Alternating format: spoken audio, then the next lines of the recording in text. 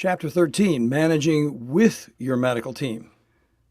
This is a quote by Edward de Bono, who is a thinking and creativity consultant. He's on the mark many times, and this really encapsulates a lot of what we've been talking about in new ADHD medication rules. The purpose of science is not to analyze or describe, but to make useful models of the world. A model is useful if it allows us to get some use out of it.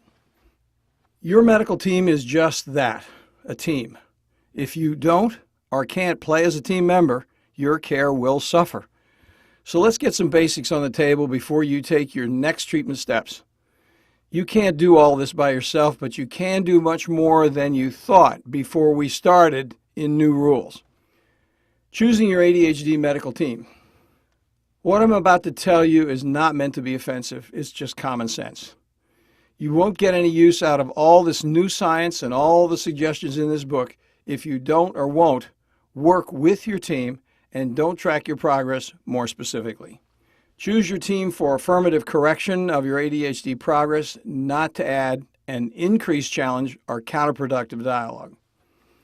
To take this next step sometimes takes a revision of trust and an evolution with your medical team.